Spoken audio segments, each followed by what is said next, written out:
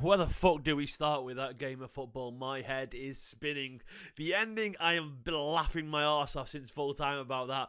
2-2, a disgusting game of football. A truly disgusting game of football. I feel like we've sort of done justice to get a point, but sort of got away with it at the same time, while also feeling a bit robbed, while also feeling every possible emotion under the sun from that game of football. Honestly, a horrific 90 minutes. Absolutely horrific. I mean, ultimately, at the end, a draw isn't the worst in the world. We are top of the league. That much matters. And they are absolutely horrific.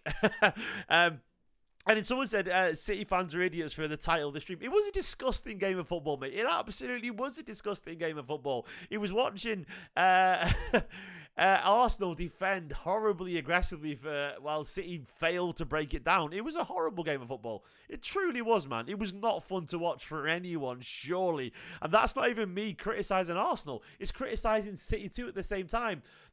A horrible, time-wasting, defensive Arsenal side against the inept, creatively abysmal Manchester City side. It was horrible to watch, and honestly, I was 2 minutes away, 1 minute away from losing my head from that game. We were lucky to get the point, because like the mood of this video has shifted. I was angry, I'll be honest, mate. I was angry until we got that point, because I thought we were really poor in that second half. But where do you take it in? There's so much to take it in.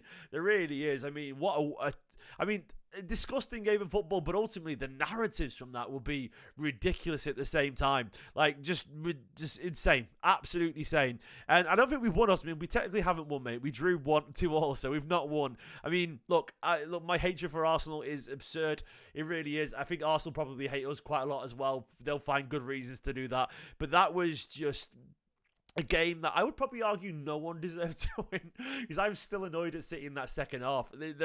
I am. I was furious during that second half. And I don't think Arsenal deserved a win at all, Daniel. I don't think Arsenal did anywhere near enough, mate, to get a win. Even the first half, City were by far the better side. They were. I'm going to go through the narrative of that game. City, by a mile in that first half, the better side. Absolutely by a mile. We were, until the Rodri injury. And then, of course, they got a man sent off. Look, I think it was a sending off. I think it clearly was a second yellow card. Absolutely was, in one way or another. If it's not the overly aggressive foul, he kicked the ball away. So just get over it, man. It's stupid behaviour from Trossard. It's a forwards play. Forwards do stupid things, and this is what happens. By the way, I've seen the super chats. I will get to them in a bit, but I want to talk about the game first. City in that first half, the football was good. A beautiful goal from Erling Haaland. Savino, absolutely wonderful. Gundogan, of course, with a big chance, playing really nicely. And then their goal, the equalizer.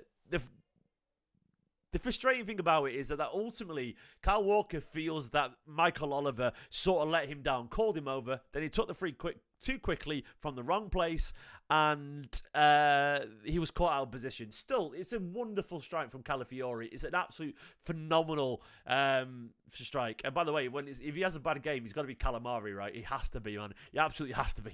Has his slander name for you right now. But generally, a beautiful strike from distance. Kyle Walker, abysmal for that second goal, by the way. Absolutely abysmal. It really was. The way that he tried to wind up Gabriel, then lost his man entirely. Look, Kyle Walker had a stinker. An absolute stinker of a game.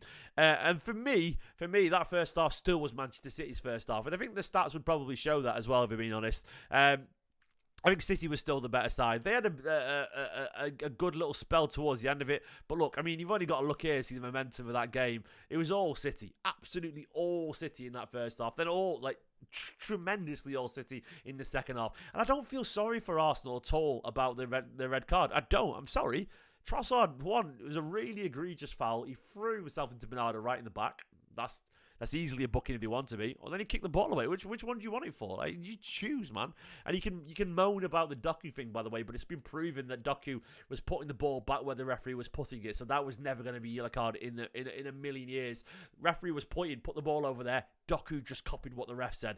So there you go. But either way, the second half, look, I'm going to be honest, man. The second half for me, from the Arsenal perspective, the second half was like Arsenal were disgustingly defensive. I don't blame him. I absolutely don't blame him. But the only thing I'll ever get annoyed at is all the blatant cheating. Like the blatant rolling about, pretending to be injured. Look, I get it when your team does it, but when it's against your team, you just get furious. And look, and the fact that, I'm going to be really fucking honest with you, they absolutely went out to rough up Rodri. They absolutely did. They just did. They did go out to rough at Rodri. Did they mean to injure Rodri? No. But did they mean to go out and be physical? Of course they did, man. So if you're going to play fucking aggressive and physical and start pushing people around, do not blame me as a City fan for thinking you're being fucking knobheads at the same time, because that's exactly what they were being. They were being. Then City, look, I have got a rant of all days about the way that we handled that low block against Arsenal. The best defensive team in the league, and Guardiola spent 2 weeks now talking about how important certain players are in the pockets and how Rico Lewis has this incredible ability to find space anywhere he goes. And Phil Foden is so incredibly important because of his ball strike and his ability in the pockets. So what do we proceed to do for 50 minutes? We proceed to let Kovacic, Diaz, Akanji, oh my God, and Kyle Walker just take pot shots for an entire second half. That was our strategy in the second half. It was embarrassingly predictable. We had Phil Foden when he came on with Gundogan and Bernardo Silva all waiting for crosses, people like that. We had these tiny little players in the area while we had Akanji outside doing nothing. It was stupid, man. It was ridiculously stupid stuff. And I love Pep. I absolutely love Pep Guardiola. I think he's a genius, man. But he was so bad in that second half of his decision making. We did not need to have 4 centre-backs on the pitch, and one of them scored. The one that should have been on the pitch, by the way, yeah, you bring John Stones on for Ruben Diaz, because you don't need Ruben Diaz taking 40 shots in that game. Ruben Diaz, I reckon he had 6 shots. That would be my guess. How many shots did he have? He says block shots, 0. Maybe he did. Okay, he had 5 shots. Shots off target, shots blocked, and shots target. He had 5 shots, Ruben Diaz. How many did Kyle Walker have in that? Let's have a look. Kyle Walker had 4 shots. Did Akanji? Akanji had 2 shots. It felt like a lot more. And Kovacic, how many did he have when he came on? You know, this is the point. The wrong players taking the shots. He said he had none, so this thing is absolutely... They had 4 shots as well. So we had like 16 to 20 shots from our defensive players entirely. It's just the wrong people. Get Gundogan and Rodri, Gundogan and Foden a bit deeper. Get Kanji in the area. Does it matter? If you're going to keep Kyle Walker on the pitch, tell Kyle Walker just to stay really deep because he's dead fast, and get him to cover the whole defensive line when Arsenal had 10 people behind the ball. They were offering absolutely nothing in the counter-attack because he took all the attackers behind the ball. So just let the defenders go in the area because they're big. And could we not have just, I don't know, had Doku on the right, Savinho on the left, get Rico and Guardiola overlapping, get Rico Lewis on, get some whip some crosses in. I don't know, man. I don't know, but it felt so frustrating watching City make an absolute pig's ear of trying to break down the defensive team by doing all the things that Guardiola probably implied that we shouldn't have been doing. It was mind-numbingly furious. And I am not a football manager, and Guardiola is a genius, but look, a professional footballer has literally texted me saying they saw my tweets and they agreed everything I was saying. A professional footballer, you know, and so on. There you go. That's a true story. They were just as frustrated watching it as I was. So I don't feel like I'm on my own here. Look, I love you, Pep, but we made an absolute pig's ear of that second half. It was embarrassingly dumb, and he really was, and was so much smarter than that. And Guardiola, for whatever reason, got in his own head, and Pep's a genius, but sometimes he does that. Look, this is what it should have been. I'll try and build it right now. Look, you had all these guys on here. You take off Diaz, you put Stones there, you know. You take off Kyle Walker, you put Rico Lewis on the pitch. Akanji can stay far back because he's really fast. And then if you want to have Savinho on the pitch, sure, or Grealish, sure. Grealish there. If you want to have, you get Foden on the pitch so you can go inside and get Rico up there. You get Vardy going wide with Grealish. You get Foden inverting into there. And if you want, you have Cover, Stones, and Kanji maybe over this side. Stones there. You do something like that. I don't know, whatever it is. But you get these guys into the box, you big guys, and you let these guys out here pull the strings. Because guess what? Oh, I got Foden twice on the pitch there. Who else was it? Good. If you want Silver on the pitch, sure. Or, whatever. I don't care, whoever it is. You just do something like that. You smother it. It just doesn't seem... It doesn't seem that complicated, does it? Super chat from Danny. Danny absolutely not pulling the punches here, and I love it. Danny said Arsenal. Where's he gone? He says Arsenal are cheats. Havertz should have been sent off. Ederson was high in the penalty box for a second goal. Horrible refs. Grealish looked good. You on about the Havertz thing at the start, mate? I couldn't see it. I didn't see that anywhere near enough to comment on that. But yeah, Arsenal, look, they were so diving and time wasting for 90 minutes. I've got no sympathy whatsoever for them. Fuck them. Absolutely, Danny. Love you, mate. William said, poor game, Foden needs to start. Pray for Rodri. Look, I need to hear about Rodri, what's going on. I've not even talked about Rodri, but if we've lost him, yeah. Dedrick said we battered Arsenal. Mate, I don't think we did. All Arsenal did was defend, and we made it so easy for him, so I'm furious about that. I feel like we made it too easy for him. We would have found it easier against 11 men. Trey said, even though disappointed, Stephen, it felt like last year all over, but definitely need to wake up defensive. Rico needs to be starting. Well, Kyle Walker, man, Kyle Walker, maybe he had a point with the first goal. Maybe he did. Maybe Oliver, maybe Michael Oliver called him over. But I would argue that Kyle Walker is just not fit to be a captain. He's not capable of focusing in his own game and also leading the team.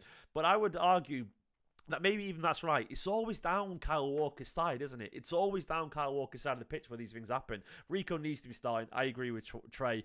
And maybe it's a bit like last year. It's early on, so it won't affect us. And I'm not too bothered. But yeah, I agree, mate. Thank you so much. Another super chat. Where's it gone?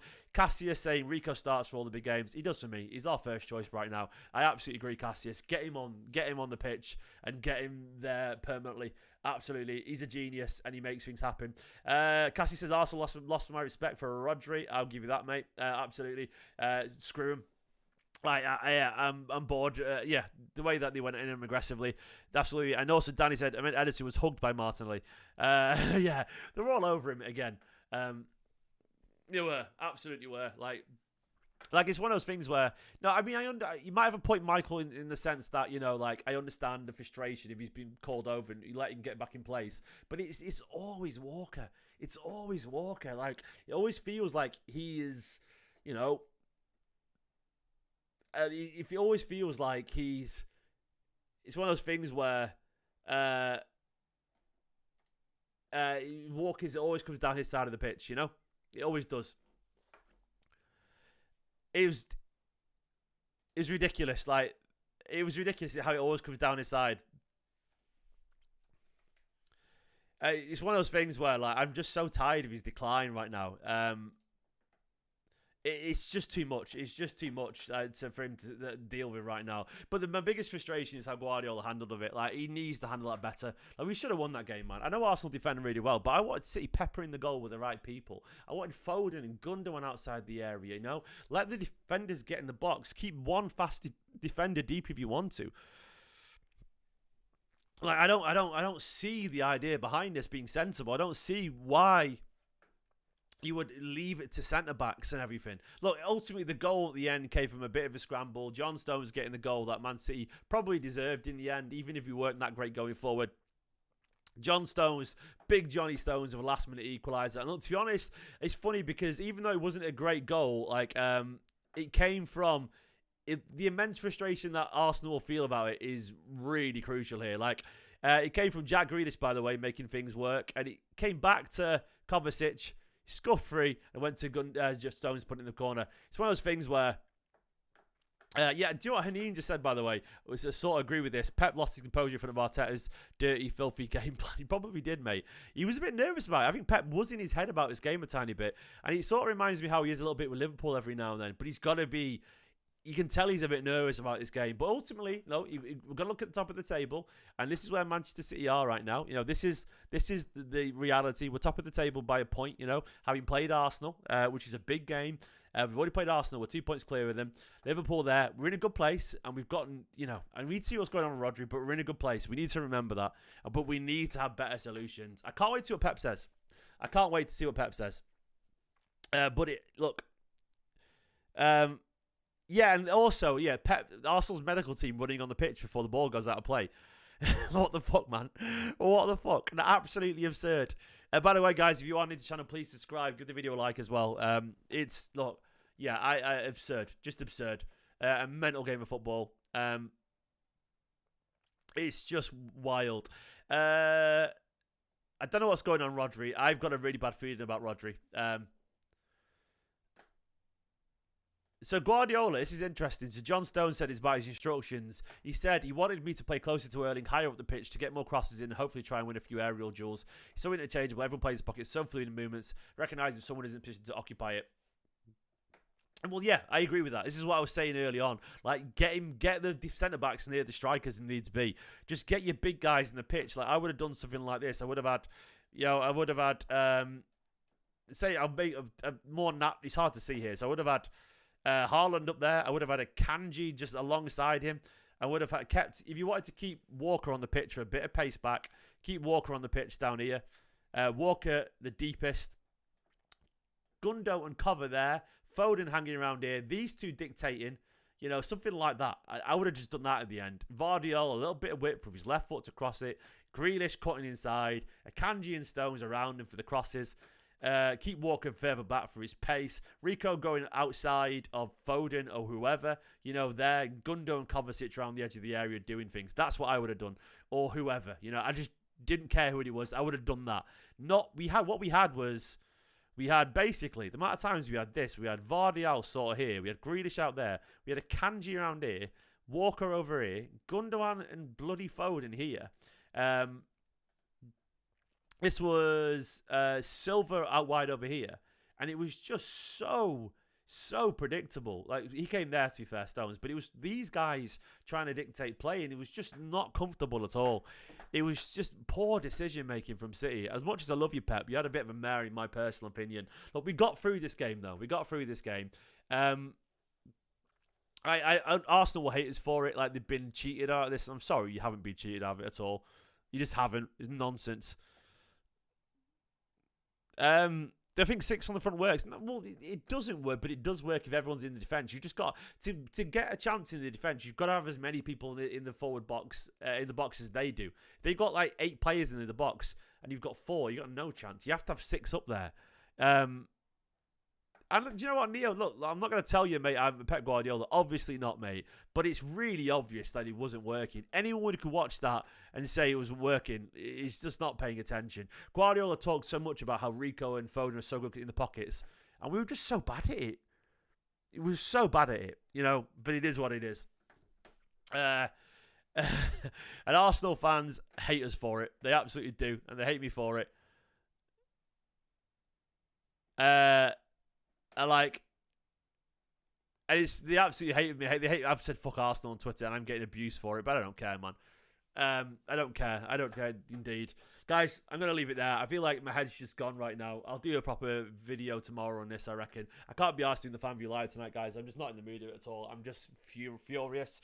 I'll leave it there for now. I'll do a video tomorrow morning, more of a post-mortem in the morning. I might even try and get a guest on. I'll see if we can get someone on.